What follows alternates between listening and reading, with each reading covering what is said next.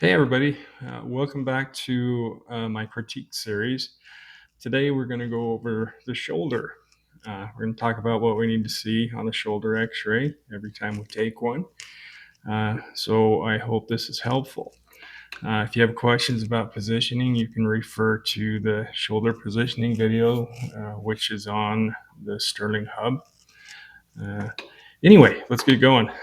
As always, I'm going to use the PACEMAN acronym as we go through the positioning, just to make sure we have what we need on these images.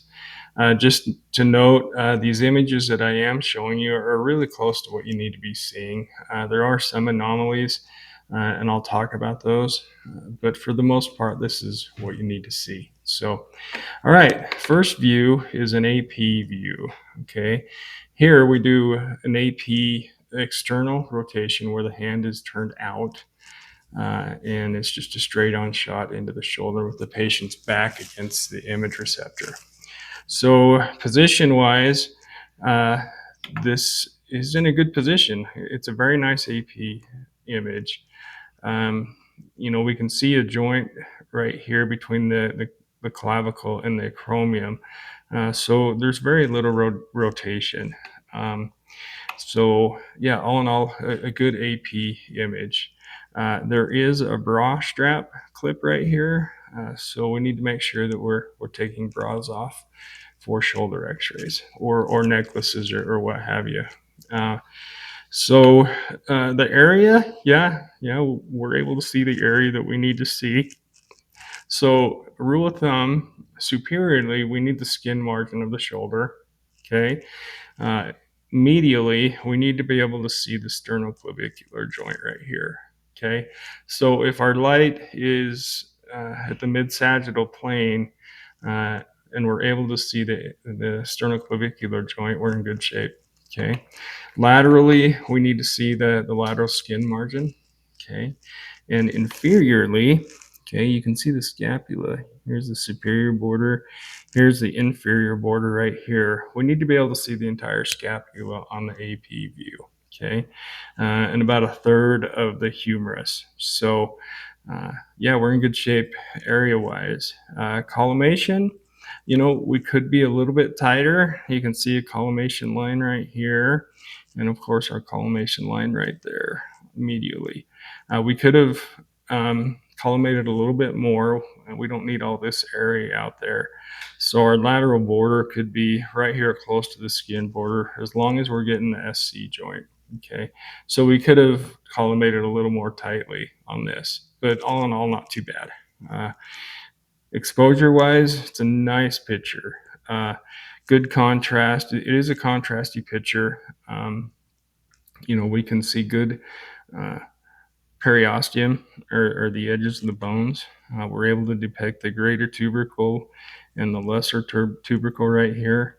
We can see where the humeral head goes into the glenoid right here. You'll note that there's a little oval right here. You should see that on your AP picture where the medial humeral head superimposes slightly over the glenoid fossa. Like I said before, we're able to see the acromial clavicular joint right there. And again, you can see the scapula fairly well through the lung tissue. We got the whole body of the scapula there, superior angle and inferior angle. So here looking straight at us is the coracoid fossa. That should be staring right at you on an AP. And then we've got the acromion coming around the other side and meeting with the clavicle right there. So, we can see intermedular spaces really well, good bony tubercle, cortical bone. We're able to see that really well. So yeah, exposure wise, we're really, really nice. Marker, yep, we got a left marker and it's in the correct place. Our marker on a shoulder should be lateral without being placed in any of the body tissues. It should be out here just like that, okay? Aesthetically pleasing picture. Yeah, it's a nice picture for an external rotation AP film of the shoulder. This is what it needs to look like.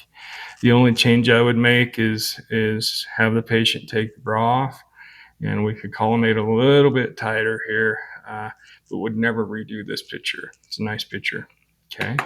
Now our next picture is the Gaucher view, or the true AP. Uh, so for this picture, we're a little undercollimated.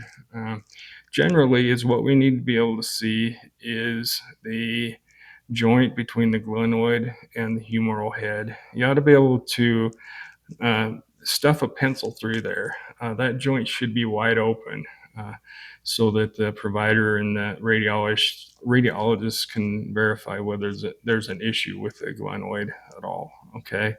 Again, we're rotated about 45 degrees. So the lesser tubercle is almost superimposed over the greater tubercle right here. Okay.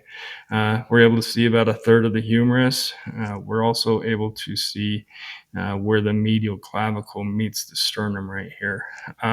In a perfect world, this could be collimated a little bit tighter, as this is what we're looking at right here. We're looking at that joint space for the true AP, or the Grashy view. Okay. Um, yeah.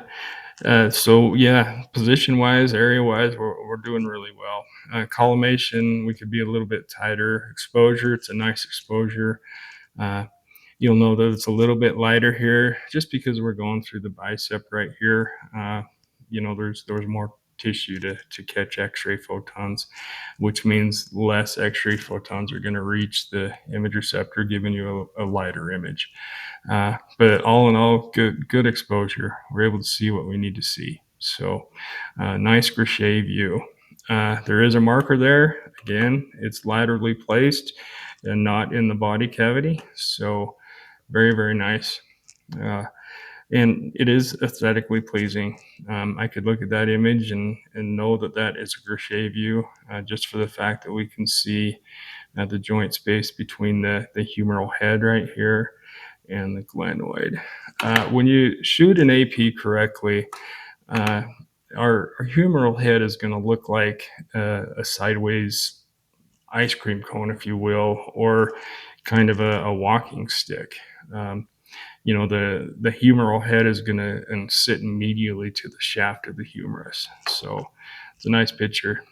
Okay, so there's our Gaucher view. So then we're going to do a scapular Y view, okay, or the Y view, or the lateral scapula. It's referred to many ways. So position wise, it's pretty good. We're able to see the Y right here. Okay, the Y is made up of the acromion right here and coracoid right there. Okay, and you'll note that the Y is in the center of the humeral head right here, meaning that there probably isn't a dislocation or a subluxation at all. You'll note that we can see the scapula in profile, so it's a lateral view of the scapula. Very important that we catch the bottom of the scapula on these pictures. Okay, now depending on your positioning, sometimes your humerus is superimposed with the clavicle, or with the sternum, with the scapula.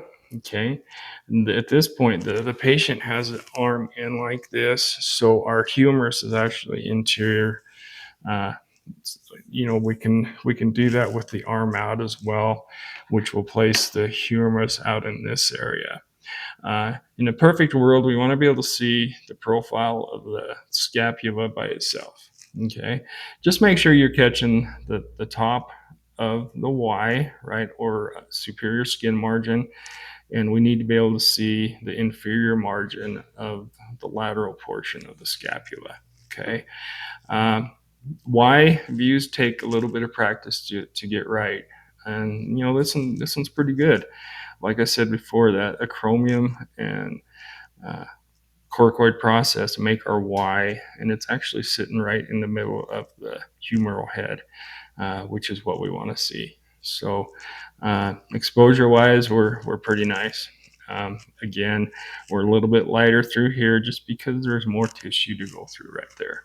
It's going to be a little bit lighter, and you could fix that post processing pretty easy. You could darken that up a little bit if you wanted to, but I would probably leave this image as is.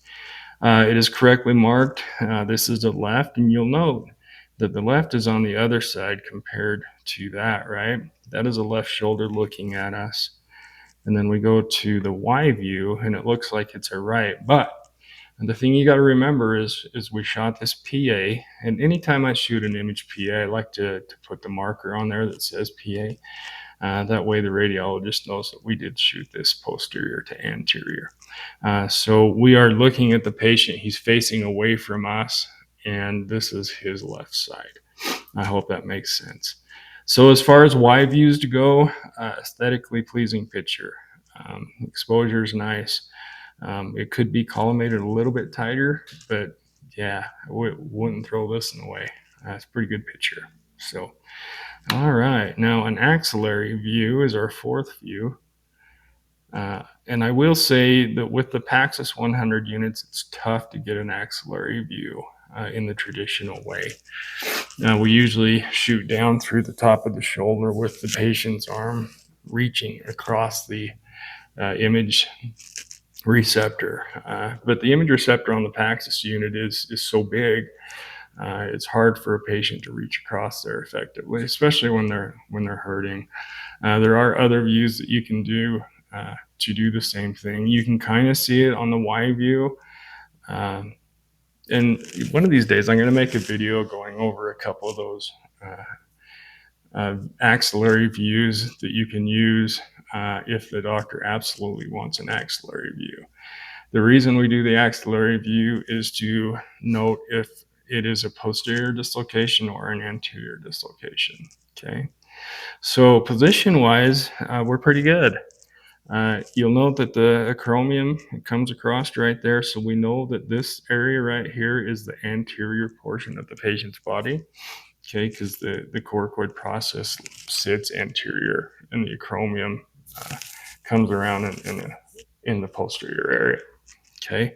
And then the acromion comes around, it's kind of superimposed right here with the humeral head, okay? Up here, we've got the lesser tubercle, okay? And down here, you can't see real well, but the greater tubercle is posterior, okay? So yeah, we're able to see the area that we need to see.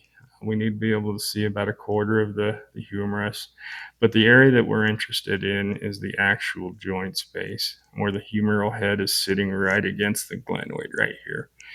We can tell that that image is, or that patient does not have a subluxation. Okay, it's sitting right in the pocket where it needs to sit. Okay,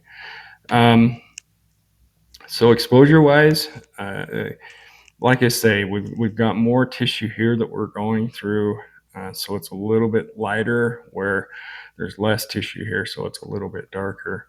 Exposure-wise, we're pretty good. We're able to see what we need to see. We can see intermedullary space. We can see good edges of the bone or periosteum. Okay, we can see good joint space between the glenoid and the humeral head right here. Okay, so all in all, it's a good picture, and I wanted to throw this, and we are marked well. Okay, it is a left. It's marked as a left. You can see the collimation line right here. So it's pretty good. Okay, it is an aesthetically pleasing axillary view. So I don't see any fractures or dislocations, anything like that. But this is what your axillary should look like. And I wanted to throw a axillary view that's labeled, so you kind of know what you're looking at when you look at these, because they can be confusing.